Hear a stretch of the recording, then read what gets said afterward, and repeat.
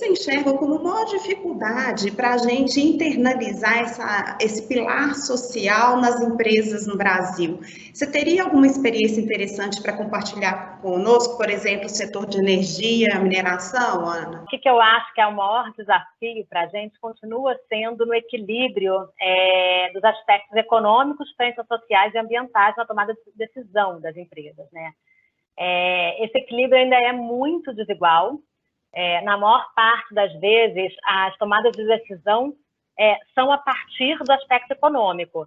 Isso é muito claro, assim, por quê, né? Primeiro, porque ele é concreto, ele é imediato, ele é obviamente relevante para qualquer empresa, né? Logo, ele é priorizado.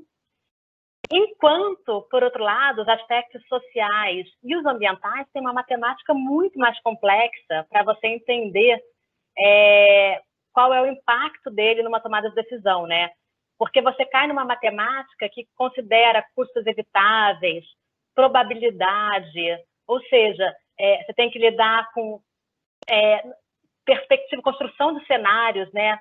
E que engloba N variáveis externas, de contexto onde o empreendimento está inserido, que não é uma matemática muito simples, né? E as decisões acontecem no campo imediato e concreto. Então, quando você está num conselho, num board, ou numa reunião de alta direção, tomando uma decisão, ainda é muito difícil, nessa matemática da tomada de decisão, você trazer e incorporar os aspectos de riscos sociais e ambientais como um critério tão relevante, ou pelo menos muito relevante como é o aspecto econômico, né? Então, eu vejo que dentro das empresas, isso ainda é um desafio. E aí, aqui no Brasil, a gente tem muitos exemplos, né, positivos ou negativos em relação a esse processo. Tem, por exemplo, o caso recente da Braskem, né, que é controlada pela Petrobras e Odebrecht, duas grandes empresas brasileiras, extremamente valiosas, uma das empresas mais valiosas do grupo Odebrecht, que tinha, bem reconhecida, né, inclusive premiada pela ONU em relação à sua gestão de sustentabilidade, estava prestes a buscar investidores para ela quando aconteceu a situação de afundamento de solo em Maceió. Que significou, né, ela foi de um caso, de um case de sustentabilidade para perda bilionária. Era um risco, ainda por cima, social e ambiental que sequer estava sendo visto pela empresa, não estava no mapa. Era uma operação que representava um percentual muito pequeno dentro da Braskem como um todo. Então, você vê que as consequências de um risco social e ambiental, quando ele acontece, o impacto econômico é gigantesco. Porém, você está trabalhando aí num campo da futurologia, se acontecer, que é difícil para quando essas decisões estão sendo tomadas de forma imediata, né? As empresas tiveram que lidar, por exemplo, com a situação de pandemia de uma hora para outra. Tomadas de decisão também muito difíceis, né?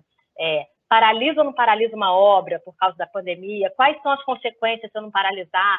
Vou paralisar? Enfim, uma série de variáveis que você coloca na mesa que nem sempre são muito fáceis, né?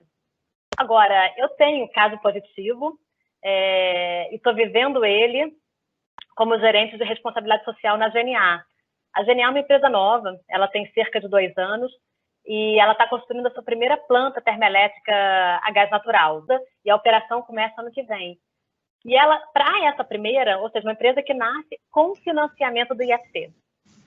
E aí, esse financiamento do IFC, junto com a construção de uma empresa, né, ou seja, está criando a cultura organizacional da empresa, calcada num diálogo consistente e permanente com o financiador, está sendo riquíssimo, porque a gente estrutura um sistema de gestão que considera risco social e ambiental, a gente investe muito em diagnósticos e estudos para entender quais são os riscos e impactos, ou seja, um bom mapa do seu negócio permite você construir planos de ação bem fundamentado para você mitigar, evitar ou fazer a gestão desses riscos, né? Então, você tem uma série ali de ferramentas que os padrões de desempenho da IFC te dão que te ajudam demais a você incorporar os padrões ESG dentro da cultura organizacional da empresa. E a gente está colhendo já frutos disso que eu acho que são bem interessantes, ou seja, apesar de ser um investimento alto, né, para você atender aos padrões de desempenho, você colhe frutos disso. Matemática que vem com o tempo também, né?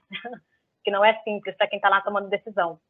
Mas, por exemplo, a GNA está chegando a 20 milhões de horas trabalhadas sem acidentes de trabalho. Isso é um marco na indústria. Sem acidentes de trabalho com afastamento. Isso é um marco na indústria. E eu vou dar um spoiler aqui, tomara que isso não seja um problema, mas a gente vai ter um caso, um case relacionado à forma como a gente está lidando com questões de gênero, publicado com divulgação mundial pela IFC. É um marketing, né, totalmente espontâneo, mas um trabalho bem feito a partir de um diálogo e orientação do financiador está nos direcionando ao que a gente acha melhor, né, possível. Ou seja, a gente está conseguindo ser reconhecido pelo aquilo que a gente fez. A gente não está precisando fazer propaganda antes e depois fazer, né? A gente está walk the walk. Assim, é um prazer estar vendo isso.